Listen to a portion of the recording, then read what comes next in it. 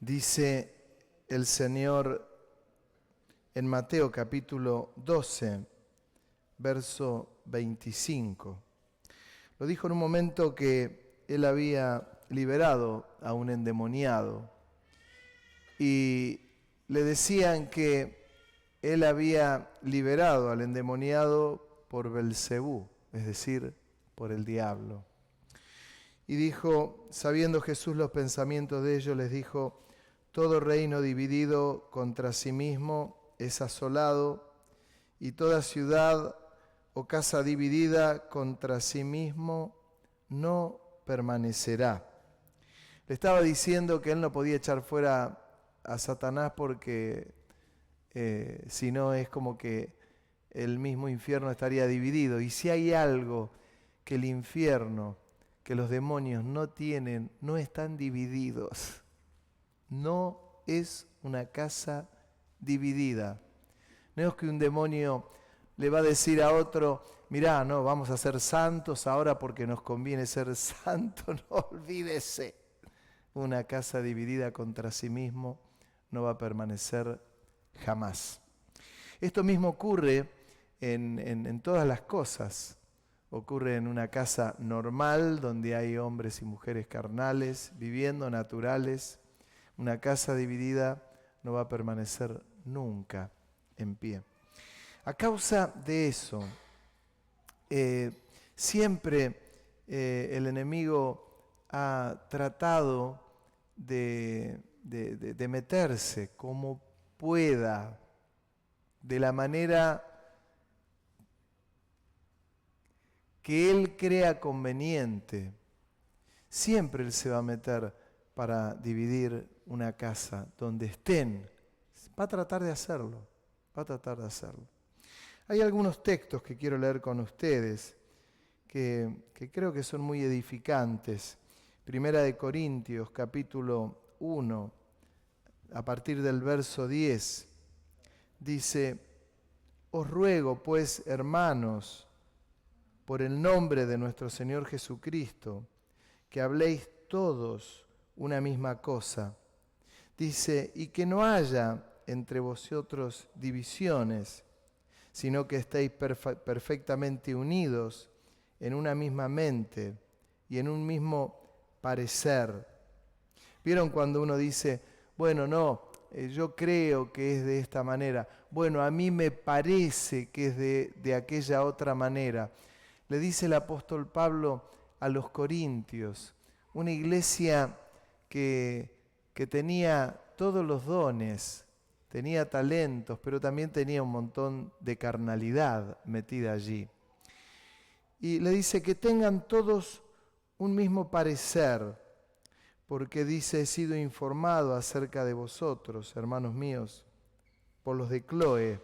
Les da un nombre por quién, que hay entre vosotros, dice, contiendas. Quiero decir que cada uno de vosotros dice, yo soy de Pablo, yo de Apolo, yo de Cefas y yo de Cristo. ¿Acaso está dividido Cristo? ¿Fue crucificado Pablo por vosotros? ¿O fuisteis bautizados en el nombre de Pablo? Y sigue la misma línea. Filipenses capítulo 4, versículo 1. Así que, hermanos míos, amados, deseados, gozo y corona mía. Miren qué piropo que le dice Pablo a los hermanos de Filipenses. Gozo y corona mía. Les está diciendo, ustedes son lo más. Son lo más. Un piropo, gozo y corona mía. Estad así firmes en el Señor, amados. Y dice, ruego a Evodia y a Síntique que sean de un mismo sentir en el Señor. Asimismo te ruego también a ti, compañero fiel, que ayudes a estas que combatieron juntamente conmigo en el Evangelio, con Clemente también y los demás colaboradores míos, cuyos nombres están en el libro de la vida. Claro, había dos hermanas que por ahí tenían un distinto sentir. ¿Vieron cuando a veces pasa, a veces puede puede pasar, de hecho pasa. Y Pablo amorosamente les dice que las ayude a estas dos hermanas, que habían tenido algo distinto. Dice, ellas colaboraron tanto en la obra, fueron de mucha ayuda, ayúdalas. Primera de Pedro, capítulo 3, verso 8. Finalmente, dice el apóstol, sed todos de un mismo sentir, compasivos, amándoos fraternalmente, misericordiosos, amigables, no devolviendo mal por mal o maldición por maldición, etcétera, etcétera. Hechos, capítulo 4, verso 32. Y la multitud de los que habían creído era de un corazón y un alma. Hechos de los Apóstoles, de un corazón y un alma. ¿Y qué había pasado ahí? Es que había descendido el Espíritu Santo. Tan fuerte había sido que eran todos de un corazón y un alma. Era una dirección. Filipenses capítulo 1, versículo 27. Solamente que os comportéis como es digno del Evangelio de Cristo, para que sea que vaya a veros o que esté ausente, oiga de vosotros que estáis firmes en un mismo espíritu, combatiendo unánimes por la fe del Evangelio. ¿Sabes desde dónde escribía Pablo esta carta? Desde la cárcel. De la cárcel. Desde la cárcel procurando la unidad siempre de la iglesia. Fíjense que les leí Mateo, el Señor hablando de una casa dividida, Corintios, Filipenses, Pedro, Hechos, Filipenses, Efesios.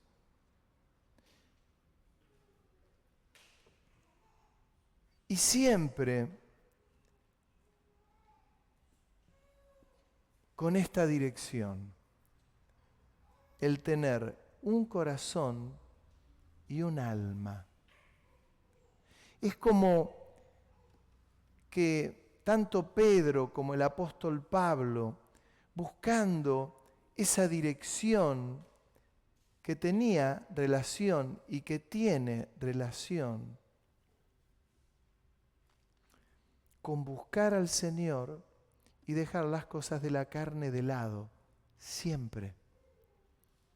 Lo de Sintique y Evodia era llamativo porque, claro, vaya a saber, ni explayó, pero le dijo, procura bendecirlas porque han sido de mucha utilidad en el Evangelio y ahora por algo habían desbarrancado. Es como que el auto se les había ido fuera de la autovía y quedaron entre el pasto. Dice, ayúdalas a encaminarla porque son útiles. Me llama la atención porque es una de las maneras que el diablo utiliza siempre, acá en la China, en Indonesia, en Europa o donde sea, siempre es algo que lo va a utilizar. Y dice que procuren ser de un mismo sentir. ¿Saben? El día viernes tuvimos una vigilia, una mini vigilia, porque comenzamos a las 9 de la noche y terminamos a las 12 de la noche. Fue espectacular. Fue espectacular. Se los digo con todas las letras. Fue impresionante. Fue maravilloso lo que vivimos. Porque cantábamos una canción, parábamos, alabamos al Señor, un hermano oraba, otro volvía a cantar y cantábamos otra canción y terminábamos alabando al Señor. Pasaron las 3 horas así. No parecía, nos fuimos de acá a las 12:01. Llevamos a las hermanas los que estaban más lejos las llevábamos, ninguno se tuvo que ir en micro. Éramos 23, no éramos una multitud, pero éramos 23 que sabíamos a qué habíamos ido ahí. Habíamos venido a buscar el rostro del Señor. No vinimos a orar por nuestro trabajo, no vinimos a orar por aquello otro. No, veníamos a buscar el rostro del Señor. Vinimos a eso. Y era la dirección. Era la dirección. Saben, yo tengo una amiga, una conocida, más que amiga, que ella fue campeona nacional de tiro. Y fue campeona nacional. Y para ser campeón nacional de tiro hay que dar en el blanco. Hay que ser el mejor y el que da mejor en el blanco. Con el blanco, para dar en el blanco, los que alguna vez tuvimos oportunidad de tirar con armas, sobre todo los que, en mi caso, los que hemos hecho el servicio militar, uno va al polígono y tiene que tirar al blanco y tiene un blanco a 200 metros, el otro a 300 metros, el otro a 25 metros, de acuerdo con el arma que tire. Y cuando uno iba a ese polígono, había soldados que estaban abajo de ese blanco y cuando uno efectuaba aquellos 5 disparos, el que estaba cerca del blanco iba y verificaba qué era lo que había hecho con ese blanco. Y había uno que cuando impactaba en el blanco levantaban algo de determinado color que indicaba que había dado en el blanco y uno tenía que gritar ¡viva la patria! Porque había hecho blanco, ¿no?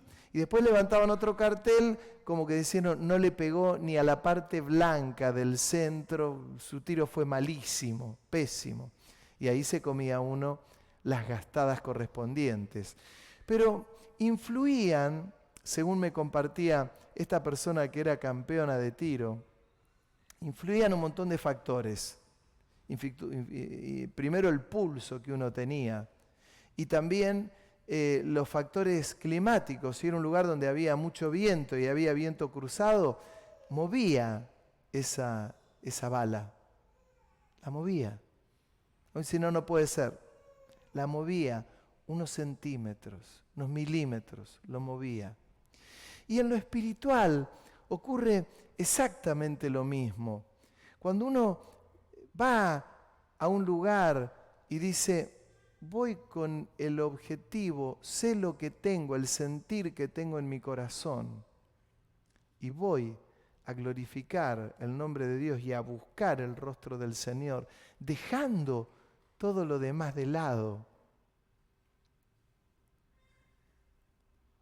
Es como que esas ráfagas de viento desaparecen. No soy el centro yo, no sos el centro vos, no es el centro ni mi economía, ni es nada, sino que el centro es que quiero más del Señor.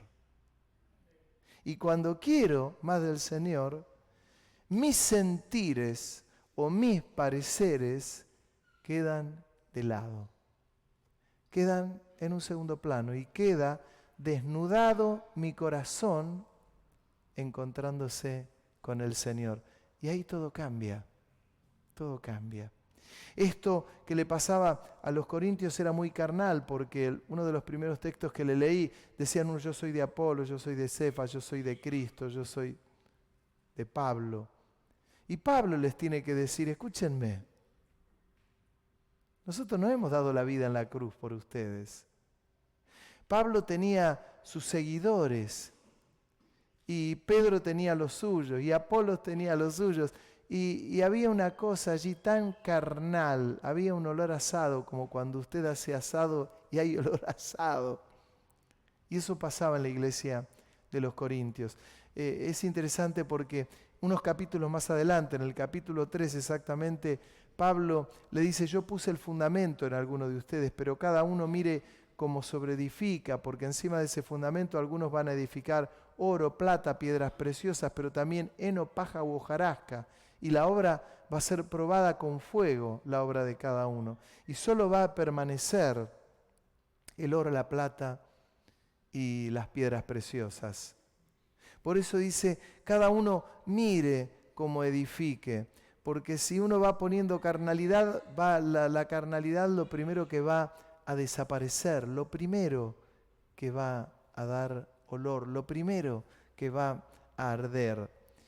Y Pablo lo que procuraba, tanto con los filipenses como con Efesios o Pedro y otros textos más que hay, procuraba que la hojarasca sea quemada rápido para que uno pueda darle importancia a lo que es tener un mismo sentir.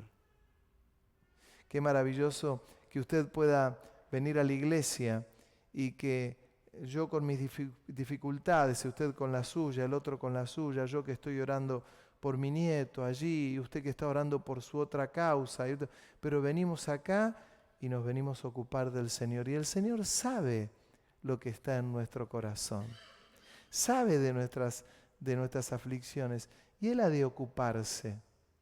¿De qué manera? Como Él lo crea mejor y más conveniente. A veces uno tiene la sensación, y hay textos que uno los tiene que saber interpretar bien. Para esto está la tarea pastoral. Los pastores tenemos que enseñar bien los textos. A veces hay muchos versículos que uno los toma así suelto y un gran texto leído sin su contexto se genera un gran pretexto. Es decir, que yo de un versículo a veces puedo sacar tantas cosas que lo leo allí solo y digo, ya está, con esto ya está, nadie me tiene que enseñar nada. Miren, hay un texto que está en Primera de Juan, capítulo 2, versículo 23. Primera de Juan 2, 23. Dice, todo aquel que niega al Hijo tampoco tiene al Padre. ¿Está de acuerdo usted con esto? ¿Amén? ¿O tiene miedo ahora por lo que le dije recién? No tenga miedo, no tenga miedo. Todo aquel que niega al Hijo tampoco tiene al Padre. El que confiesa al Hijo tiene también al Padre. ¿Por qué esto? Hay algunos que creen algunas corrientes, no de evangélicos, otras corrientes que creen que Jesús no es Dios. Ustedes saben que hay muchos que no creen en la Trinidad, no creen en el Padre, en el Hijo ni en el Espíritu Santo. Otros creen en Padre Dios, creen que el Hijo es un Hijo, punto, y que el Espíritu Santo es una fuerza. El Espíritu Santo es una persona, es la persona del Espíritu Santo. Jesús, que cuando hablamos del Espíritu Santo hablamos de Dios. Que cuando hablamos de Jesús, el Hijo de Dios, hablamos de Dios. Y el Padre es Dios. Imagínense que cuando Jesús les hablaba a los judíos y él, por ejemplo, a aquel hombre que le dijo tus pecados te son perdonados, los judíos lo querían apedrear porque decir que él perdonaba los pecados era hacerse Dios. Era Dios. Y los judíos le querían apedrear, lo querían matar por eso. Es decir que Juan comienza diciendo en este texto que estamos leyendo, dice, todo aquel que niega al Hijo tampoco tiene al Padre. El que confiesa al Hijo tiene también al Padre. Lo que habéis oído desde el principio permanezca en vosotros. Esto es lo que escucharon desde el principio. Si lo que habéis oído desde el principio permanece en vosotros, también vosotros permaneceréis en el Hijo y en el Padre. Y esta es la promesa que Él nos hizo, la vida eterna. Fíjense ustedes que el que niega al Hijo o niega al Padre, no hay vida eterna. Los testigos de Jehová, por ejemplo, no creen en la divinidad de Jesús. Por lo tanto, no son salvos. No es una cuestión de bondad o no, los misterios de Dios, o vaya a saber. No, no. El que no cree en el Hijo y en el Padre no es salvo.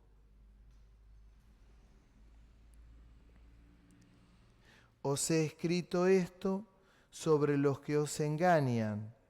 Y mire este versículo, porque este versículo a veces cuando se saca el contexto queda un gran pretexto. Pero la unción que vosotros recibisteis de Él permanece en vosotros y no tenéis necesidad de que nadie os enseñe. Así como la unción misma os enseña todas las cosas y es verdadera y no es mentira, según ella os ha enseñado, permaneced en mí. Algunos con esto de la unción a veces interpretan y dicen, yo tengo la unción. Olvídese de todo lo que le dije anterior del Hijo y del Padre. Yo tengo la unción. Como yo tengo la unción, no necesito que nadie me enseñe nada. No tengo que ser pastoreado, no tengo que... No, la unción me enseña todas las cosas.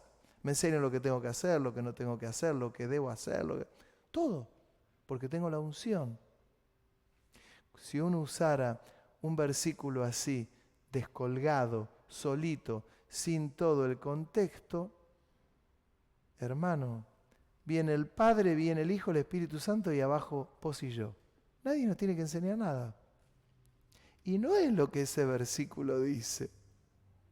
Este versículo lo que dice que la unción de Dios está en nosotros y que vamos a entender hasta que nos vayamos a la presencia de Dios que el Hijo y el Padre son Dios, el Espíritu Santo. Ahí permanece la unción. La unción. Y de ahí no me voy a mover. Si en algún momento de la vida, porque yo he conocido gente, y debe haber y va a haber, que viene alguno y que dice, no, mirá, la verdad que el Hijo es el Hijo, el Padre es el Padre, el Espíritu Santo es la fuerza, es el poder de Dios. Hermano, esa unción que algún día creímos que estaba en nosotros no estuvo jamás. Porque la unción que está en nosotros nos hace ver la divinidad del Padre, del Hijo y del Espíritu Santo. Amén. Es notorio porque lo del Espíritu Santo, cuando Jesús mismo habla del Espíritu Santo, dice, les conviene que yo me vaya, porque si yo no me voy, no vendría el Espíritu Santo. Que nos recuerda lo maravilloso del Espíritu Santo, no es que nos da un evangelio diferente o que trastorna el evangelio de otra manera, entonces lo que dijo el Padre, bueno, quedó allí el Antiguo Testamento, el Nuevo Testamento, bueno, Jesús nos redimió, nos compró, pero ahora el Espíritu Santo viene a hacer algo nuevo, algo... No, el Espíritu Santo vino a recordarnos todas las cosas que enseñó Jesús. Es increíble.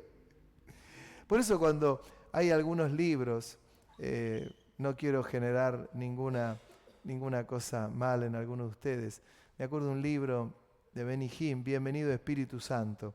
Bienvenido Espíritu Santo, perdonen que se los diga, no es un libro demasiado teológico, porque uno no tiene que recurrir a la persona del Espíritu Santo.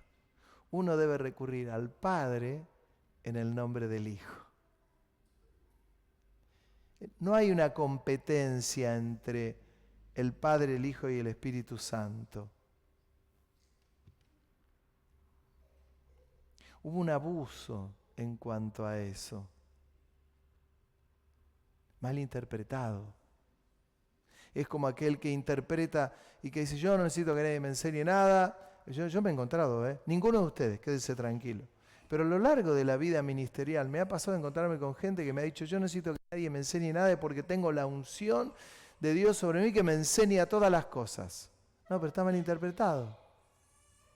Nos van a tener que enseñar y corregir siempre, y lo bien que se nos hace cuando se nos corrige con algo, mirá, no es por este camino, es por este. ¿Por qué motivo y para qué y con qué fin de tener un mismo sentir, una misma voluntad y un mismo objetivo? ¿Cuál es el objetivo? El de conocer cada vez más al Señor. El de tener dirección, para que cuando venga el viento cruzado, yo pueda ser blanco, pueda dar en el blanco. Saben, en mi experiencia en el servicio militar fueron 11 meses, y había ahí los que hicieron el servicio militar, saben que ahí hay de todo. Uno tiene que tratar de estar en el medio, ni en un extremo ni en el otro, en el medio, lo más desapercibido posible. Porque cuando uno pasaba en los extremos, que iba a los extremos, había algunos que la pasaban mal y que la pasaban tan mal que se ponían a llorar. Y lo peor que podía pasar es que alguno se ponga a llorar, porque lo agarraban de punto. Y lo agarraban de punto. Y era el hazme reír de todo el mundo. Después estaba el otro que era el gran crack, y el gran crack, después por ser el gran crack, tenía que hacer otras cosas por gran crack. Entonces uno aprendió, tenía que estar en el medio, Y había uno que pobre tenía mucha dificultad y era de lo que lloraba y medía 1,90 m, y verlo llorar a un tipo corpulento, 1,90 m, y llorar porque te hacían carrera mar, cuerpo a tierra, que le había entrado una espina en la mano, y por ahí nos decían, fulano de tal, no me acuerdo el apellido ahora, pero ya me voy a acordar, decía, por culpa de él que está llorando, todos alrededor mío carrera mar, y nosotros lo queríamos matar. Dejá de llorar, querido, que nos están pegando el baile de tu vida. ¿No? Ese muchacho había ido al polígono y todos, claro, íbamos al polígono, en ese momento un arma, era una 9 milímetros, y teníamos el blanco a determinada, y había que pegarle al blanco. A veces le errábamos al blanco. Y este chico, me acuerdo que había toda una técnica, te enseñaban la técnica era el revólver acá, la 9 milímetros acá, y cuando te daban la orden, bajar y disparar, y después el orden acá, y después disparar, y eran los 6 tiros, 5 tiros, no me acuerdo cuántos eran. Y este muchacho, que siempre metía la pata en todo, me acuerdo que tomó el revólver 9 milímetros y le dijeron ahora, e hizo así, y no hizo este trayecto, hizo ta. Les pegó los 7 tiros en el blanco. Es decir, que si había una persona y le arrancaba la cabeza. Y todos se miraron. Era el soldadito fulano que lloraba siempre. El que nos bailaban por él. Era el salame. Pero le pegó en el blanco. El salame, porque era salame, se había dado cuenta que tenía que estar concentrado, aunque técnicamente lo había hecho mal y que le llamaron la atención, pero el cartel lo deshizo. Se había dado cuenta que tenía que tener un sentir, que tenía que tener un objetivo, que el centro no era él, sino que era el objetivo. La iglesia, ¿cuál es el centro? Es el Señor. Es el objetivo, es un mismo sentir, es buscar su rostro, es el permanecer, la iglesia en un mismo sentir. La iglesia cita orar, ¿dónde estoy? Orando. La iglesia cita una vigilia, ¿dónde estoy? En la vigilia. La iglesia cita a estudiar, ¿qué estoy haciendo? Vengo a estudiar. La iglesia cita a un culto, estamos en el culto. La iglesia invita a la cena del Señor, no dije Santa Cena, la cena del Señor. La iglesia está en la cena del Señor. Es estar en un sentir. O sea, es como que todo tiene una dirección y un sentido. Alguna vez lo conté, lo voy a contar por los nuevos espectadores. Había dos hermanos que en pleno avivamiento, en la década del 60, del 70, hubo un despertar muy grande. Hubo iglesias que fueron renovadas, que fueron restauradas. Había iglesias donde ocurría, para los que son más nuevos, que se cantaba una canción y estaba prohibido aplaudir en la iglesia. Estaba prohibido, no se aplaudía, no era la costumbre. Todos de pie, se hacía así. ¿El Señor estaba? El Señor estaba. ¿Qué voy a decir que no estaba? No, claro que estaba el Señor. Pero uno cuando ve en la luz de las Escrituras, cuando uno veía los Salmos, en los Salmos había danza, había exaltación, había palmas, ¿qué pasaba? No coincidía una cosa con otra. Bueno, el Espíritu Santo la verdad que revolucionó y tocó las vidas. Y tocaba las vidas y la gente en los cultos no solamente aplaudía, sino que la gente empezaba a levantar las manos. Y otros comenzaron a danzar. Y otros con la pandereta y comenzaron a sumarse instrumentos. No había instrumentos de percusión hace muchas décadas atrás. Solo estaba el armonio y pare de contar. Cuando uno ve que David fabricaba instrumentos, hacía instrumentos, inventaba instrumentos para darle un culto de mayor gloria a Dios. Entonces es lo más normal, es que en una iglesia pueda haber todos los instrumentos que sean para la gloria de Dios. Y había dos hermanos y uno le explicaba al otro que su iglesia se estaba renovando, que el Espíritu Santo había renovado la iglesia. Y era maravilloso porque cultos preciosos, había libertad para adorar a Dios tirado de rodillas, había libertad para exaltar el nombre de Dios. Y comenzó a pasar esto. Y un hermano le va explicando al otro, esto fue tal cual, no es un chiste. Iban cruzando una plaza y le dice, mira, yo levanto las manos cuando estoy en el culto y siento que el Espíritu Santo me inunda. Y el otro le decía, yo no lo siento. Yo no siento levantar las manos. Yo no siento levantar las manos. Y el otro le quería explicar, le decía, está bien, pero créeme, experimental un día y yo cierro mis ojos para no distraerme y levanto la mano y siento que un fuego me inunda. Y otro dice, y yo no lo siento. Y viene un ladrón con arma en mano y los apunta con un revólver y les dice, arriba las manos. Y el creyente levantó las manos y le dijo al otro, si no lo sentís, no levante las manos. ¿Sabe que el que no lo sentía, cómo le vino el sentir enseguida? Si no lo sentí, no levante las manos. Esto que les digo no es un chiste, ocurrió. No es un cuento para que uno lo entienda. No, es esto del sentir. ¿Sabe? ¿Vieron cuando van a hacer un dobladillo del pantalón? Y ya ahora no se usa eso, pero antes, cuando uno le quería hacer, que era más coqueto, le poníamos unos alfileres y le decía, yo hacía los dobladillos, porque era maniático y mi mamá me dejaba una botamanga más larga que la otra. Entonces yo decía, no mamá, entonces yo me los hacía, se me chingaba el hilo, no me pida la perfección, no es que quedaba perfecto, pero esto del sentir, yo siento tal cosa, hay que agarrarlo muchas veces con alfileres, porque a veces, ¿sabe cómo es engañoso el corazón del hombre? Es engañoso.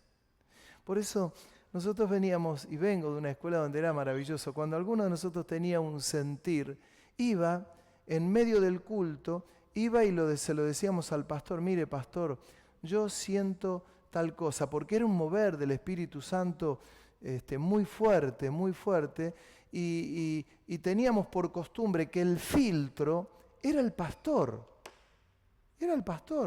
y doy gracias al Señor que el filtro era el pastor. Porque iba un hermano y le decía, pastor, yo siento que el Señor quiere que lo exaltemos ahora. Y no pasaban ni 2 minutos que iba el otro hermano y le decía al pastor, mire pastor, yo siento que el Señor nos está llevando a adoración. Y pasaban 15 segundos y iba el otro hermano y le decía, yo siento que ahora tenemos que ponernos a saltar en este lugar. Y ese filtro era maravilloso porque el pastor podía discernir realmente. qué cosas eran de la carne, qué cosa era del espíritu, y que el corazón del hombre es engañoso. Es engañoso. Cuando el apóstol Pablo, ¿se entiende lo que les estoy diciendo o no? O más o menos. Tiene una dirección, la prédica tiene una dirección. Importante que la prédica tenga una dirección, que no haya viento para que la flecha dé en el blanco. Lo importante de tener un mismo sentir. La experiencia que tuvimos el viernes con esta mini vigilia, que el viernes que viene la vamos a hacer. No digo que la vamos a hacer en forma eterna, no lo sabemos. Vamos a dejar que el Espíritu Santo nos guíe. Pero el viernes que viene la vamos a hacer. Me agarró uno de los hermanos y me dijo, por favor, el viernes hagámosla. Fue maravilloso. Pasó el tiempo, el Señor estaba acá. Hermanos, yo escuché oraciones de los 23 que estaban acá que en mi vida las había escuchado. Maravilloso, con una dirección, con un blanco, con un objetivo, el Espíritu Santo guiándonos. Y estaba el Señor, terminamos abrazados, bendiciendo. No nos queríamos ir de este lugar. Y eran las 2:00 de la noche. Y no nos queríamos ir. No es que a alguien se le dijo, mirá, vos tenés que orar por esto, vos tenés que orar por la justicia, vos tenés que orar por la educación, vos tenés que orar por el gobierno, vos tenés que orar por la economía. No. Hay libertad. Y todos teníamos un mismo sentir. Señor, queremos conocerte. Señor, te necesitamos. Señor, necesitamos que inunde nuestra vida. Necesitamos que inunde nuestro ser. Hermano, usted no necesita otra cosa. Usted no necesita que se le duplique el sueldo, que le va a ayudar y le va a ser de mucha bendición. Lo que usted necesita es estar inundado por la presencia del Espíritu Santo. Esto es lo que nosotros necesitamos.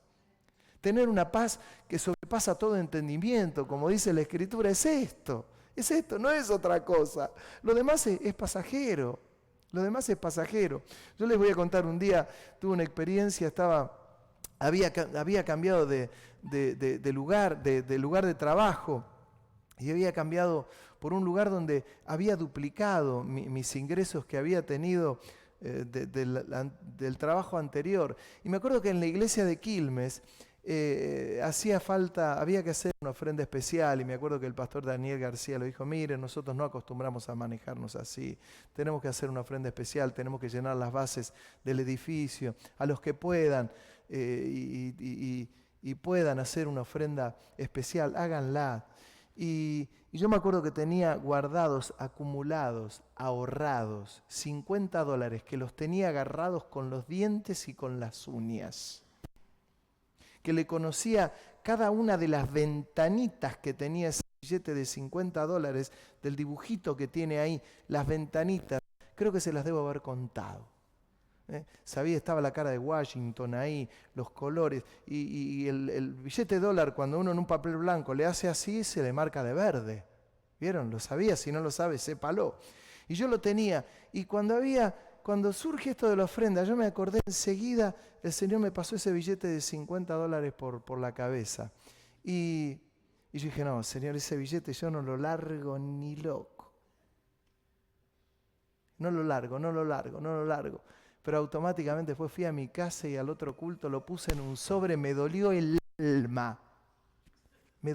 alma. Si usted cree que dice cuánta generosidad que tuvo, a él no, me dolió en el alma. Lo puse en un sobre y cerré los ojos, puse fondo de edificación, lo puse ahí, Señor, y lo saludé. Dije, ya está. Lo saludé. Me dolió. Al día siguiente voy a trabajar. Yo había cambiado de trabajo y ganaba en el antiguo trabajo 200 pesos argentinos y en el nuevo estaba ganando 400 pesos. Había duplicado mis ingresos. Era de maravillas. Pero llego y era mi primer mes de trabajo. Y me llama la jefa de personal y me dice, Abel, bueno, tu sueldo, ya sabés, yo liquidaba los sueldos y jornales, así que yo me autoliquidaba el sueldo. Y me dice, los Forner están muy conformes con tu primer mes de trabajo. Ah, qué bueno, dígale que muchas gracias. Y me da un sobre mi jefa de personal y dice, te mandan esto. Y yo cuando lo agarro, tomo el sobre y lo llevo para mi escritorio, y yo me la veía venir. Y cuando lo abro, ¿qué había dentro? $50. Y ahí me di cuenta cuán miserable es el ser humano. Cuán miserable era yo. Que creía que estaba en un mismo sentir porque la iglesia estaba viviendo algo determinado y yo lo podía dar por un pibe joven, tenía empuje, que te cambiaba la vida, ese dinero para nada. Pero cuando me di cuenta y lo primero que lo abrí, lo primero que me vino al corazón un texto que no es un texto bíblico, pero que muchos de los creyentes lo usamos. Dios no es deudor de nadie. ¿Qué hice? Ese dinero cuando llegué lo volví a poner en un sobre y lo puse de nuevo. Y el Señor me bendecía. Pero no es de economía, porque no les estoy hablando de economía ni les estoy pidiendo plata, la plata que perezca contigo. ¿Entiende lo que le digo? Úsela, sea generoso con el Señor, pero si el Señor lo bendice, úsela. Si necesita un aire acondicionado en su casa, póngalo. Si tiene la posibilidad de cambiar el auto, cambie el auto. Pero lo importante es que uno sea generoso y fiel con el Señor. Punto. Pero lo importante es lo que es tener un mismo sentir y lo que es tener un mismo objetivo. Es fundamental porque es el 100% de la victoria.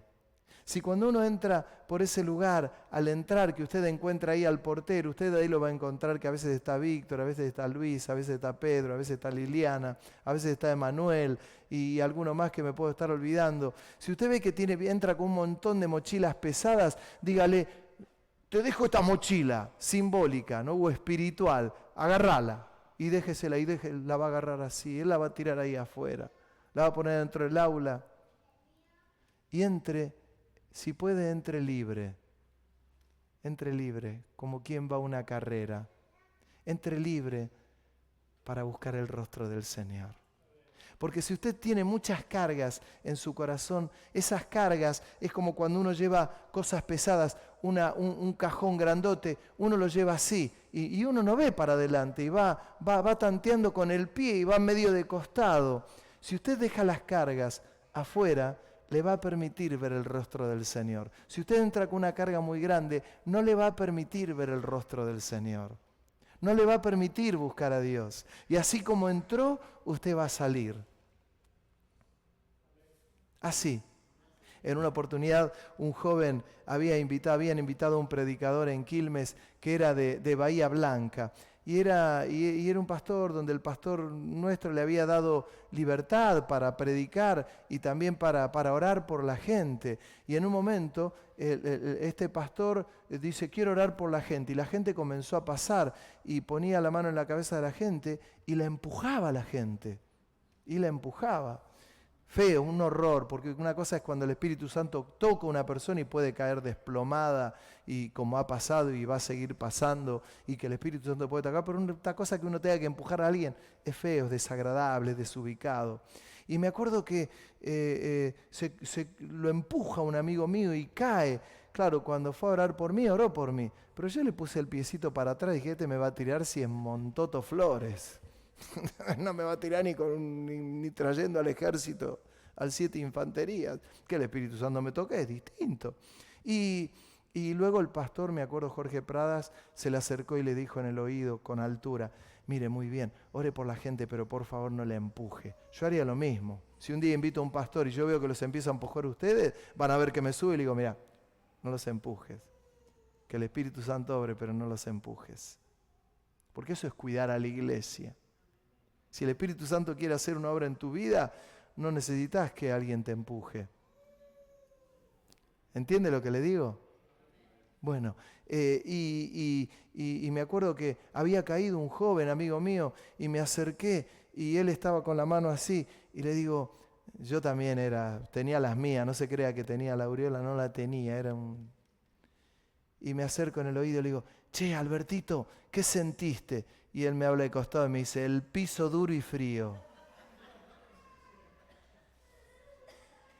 El piso duro y frío. No había sentido nada.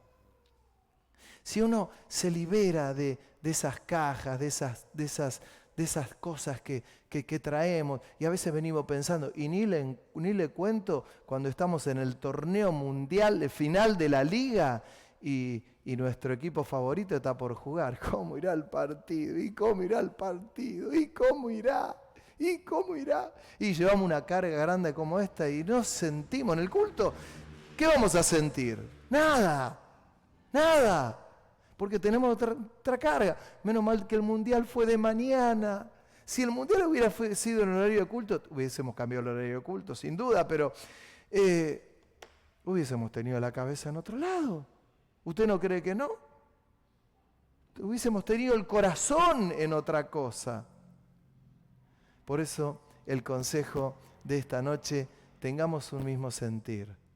Si alguno siente otra cosa, venga a hablar con el pastor. ¿Qué me toca hacer a mí? Y vamos, yo voy a orar. Yo prometo que por el sentir que vos tengas, yo voy a orar. Yo voy a orar.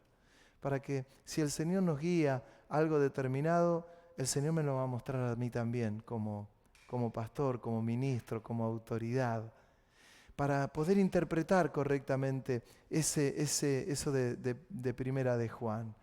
Porque todos tenemos la unción, pero interpretemos bien esto, que no tenemos necesidad que nos enseñen nada.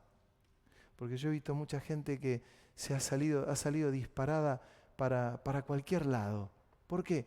Porque entendían que el sentir era otro. La cañita voladora para allá. ¿No vieron cuando muestran algunas filmaciones la cañita voladora que no hay que tirar? Antes se ponía en una botella, se encendía la mecha y salía para arriba. Después nos faltó el que la ponía de costado, el que se la ponía acá, el que la tenía con la mano. Gente quemada, gente accidentada, gente que perdía un ojo, porque bueno, en lo espiritual ocurre exactamente lo mismo.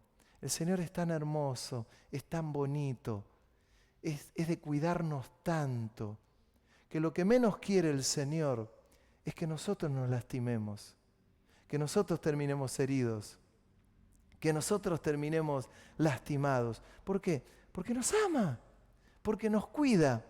Y un pastor va a cuidar al rebaño, va a cuidar a las ovejas. ¿Para qué? Para que se eviten cosas raras, para que se eviten. Para ser sabios. Si todos venimos con un mismo sentido, con un mismo objetivo, con algo bien determinado, bien definido, el nombre del Señor va a ser glorificado. De otra manera no. Y sépanlo, si alguna vez yo invito y viene un pastor y ve que empieza a empujar, usted me va a ver que yo me voy a poner el cuchillo entre los dientes y vamos a tener que luchar cuerpo a cuerpo. ¿Por qué?